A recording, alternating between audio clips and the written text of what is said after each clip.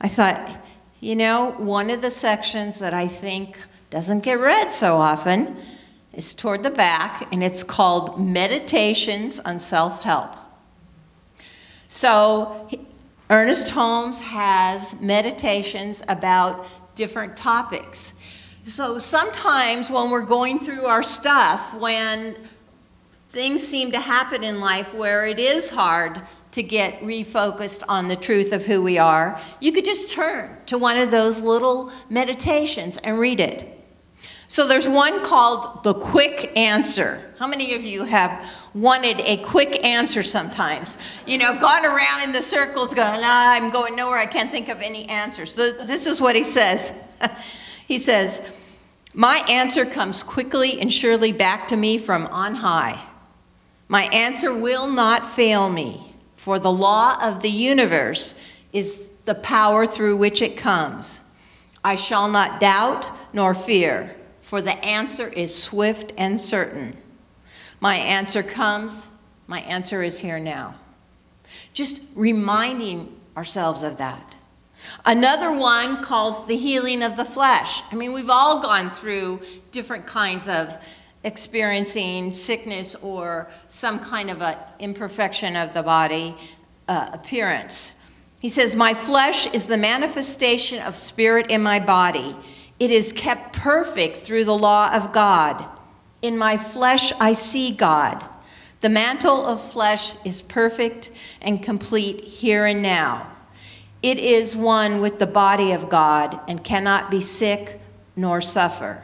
My flesh is perfect. So remember, yes, we experience often a circumstance that is not perfect, but the truth is that perfection.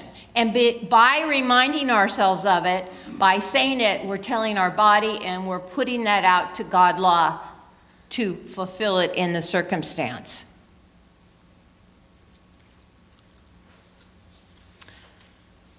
So taking time to meditate is really vital, a vital part of keeping the high consciousness. Whether it's a short meditation, a long meditation, whether it's listening to your breath, whether it's just sitting in the sun. Even in the winter, you can sit in the sun in the window, you know, have it shine through on you and just feel the peace. Or if you wake up in the middle of the night and you can't sleep, instead of, oh dear, I can't sleep, I'll be tired tomorrow, how about meditating, knowing the oneness? That will refresh you as well as sleep.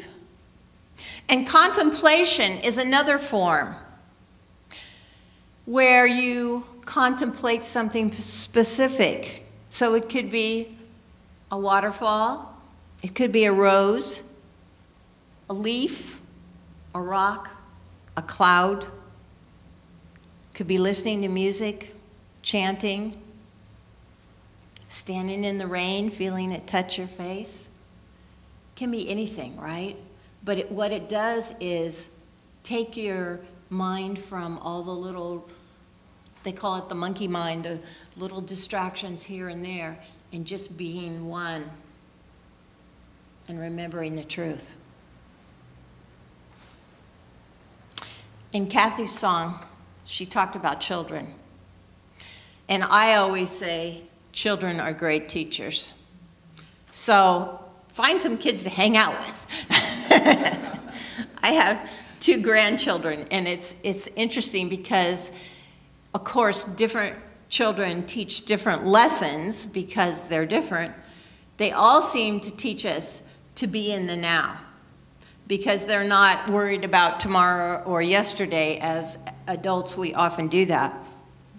But I notice, like my little 2-year-old granddaughter, when it's nap time and she doesn't want to sleep, she doesn't cry. She just breaks out into a song of Old MacDonald, which she goes, "Oh, Dama had a farm." And she's up there singing away. And my 6-year-old, it's interesting because I play dolls with her sometimes, and what's so great about the kids is there's no limit to what those dolls can do. You know, they can do anything. And it's such a good reminder because I don't know about you, but I find myself setting limits a lot of times. And it's like, guess who set them? I did. Another book that I was reading in the last few weeks, besides going through Practicing the Presence Again, is a new book by Dr. Michael Beckwith called Spiritual Liberation. And in it, he says things that you already know, but sometimes people say them in a different way, make you think of it in a different way, and remind you. He says, through spiritual practice, we acquire the ability to stabilize our mind during times when it wants to or does get all worked up. So, you know, it's like my friend Jack Holland used to stay prayed up. It's like the more you practice remembering the truth, then when some kind of a chaos hits, you can remember it. You don't have to get sucked into reacting to circumstance. Michael Beckwith says, you know, think about Jesus. In so many of the more fundamental religions, they talk about Jesus a lot. And they talk about him in a different way than we do. But he says, are you willing to commit to following the example of Jesus and the inward practice he did? For he practiced oneness. He practiced taking time to be quiet, to go within, to pray. And we can do it too. Jesus was able to see the Christ in himself and in others.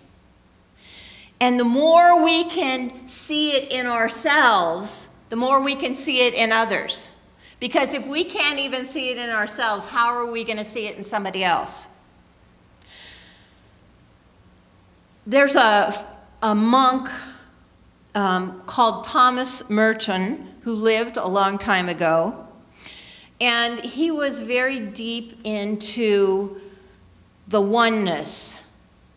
And he described the feeling of oneness when you totally align yourself with that high consciousness. He said, there it was, as if I suddenly saw the secret beauty of their hearts,